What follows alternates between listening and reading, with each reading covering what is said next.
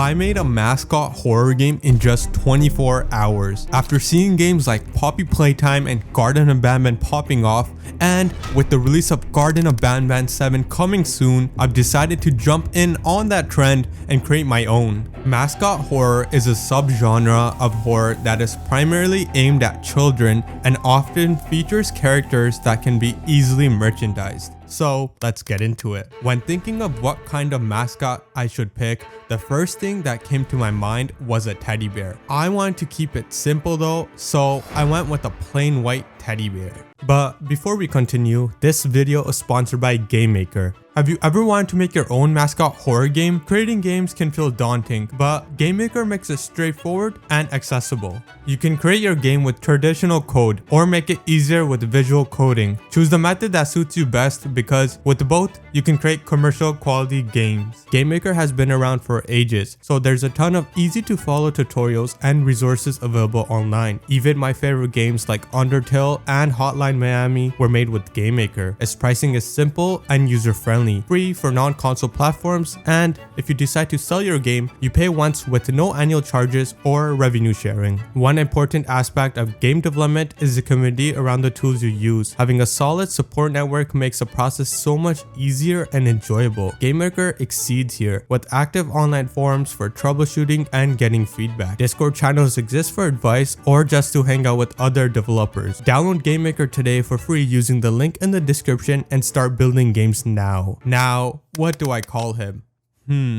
Let me think about this. Tedster? Ted? Oh, that's a movie already. I'll get copyright strike. Let's just keep it simple and go with Teddy. So basically, this game's gonna take place inside a candy factory, and the player's objective will be to find 7 candies and turn them into 7 keys using a special machine. I'll start off by making the enemy AI for Teddy. I got this bean here as a basic start for the enemy. And to indicate that this bean is in fact an enemy, I'll give him some cool glasses. For the pathfinding, I used Unity's nav mesh system, so now he can navigate around walls. He's looking kind of bland though, so let's give him some form. So for the model, I have this teddy bear right here, and after fixing his legs and applying the texture, he's looking pretty cool. Next, I went on Mixamo to bring Teddy to life. Mixamo is a website for getting some quick animations automatically, so I don't have to bother animating it myself, since we're on a tight deadline.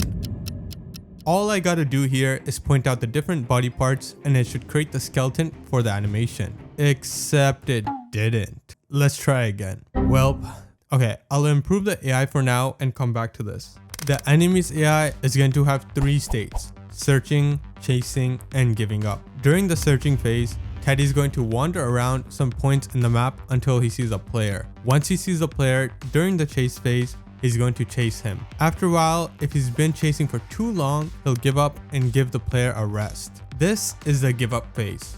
Look at him go. Alright, now let's actually bring Teddy into the game. There he is. He's kind of large though. That's better. Yep, seems about right. Now let's set up the animator again. Finally, I actually managed to get Mixamo working this time, and here's the idle animation. I'll use an idle animation for standing still, walk animation for roaming, and run animation for chasing the player. And I'll have the animator blend between the animations. Here's the walking animation. Now, I need a map. To easily create the map, I use Unity's Pro Builder asset, which let me quickly create a good map layout. I decided to create a convoluted maze so that you guys have to put in at least some amount of effort towards finding all the candies. And also that Teddy has more opportunity to attack you while you're wandering around. An important part of every mascot horror game are the posters. You gotta have a bunch of posters hanging around the map. It's a good way to decorate it, and it also reminds the players of the friendly and cute Teddy. So I went ahead and asked ChatGPT to cook me up some nice adorable posters featuring white Teddy in the candy factory. Next, to bring the map to life, I found this cool looking tiled marble texture for the floor. The tiles just had to be a bit bigger, and of course, these hallways have to be pitch black. because dark is always better for horror. I yanked some models off the asset store and used them as decor. Those look pretty good, I'd say. This candy right here is nice, so I've used it as decor along the hallways, acting like a pillar, and I've got this nice rough texture for the walls. Now, to spice up the map a bit more, I'm gonna go around and add some red lighting to all of the various candy canes laying around, so they look prettier. Okay, that looks nice. Alright, there's one more thing I forgot.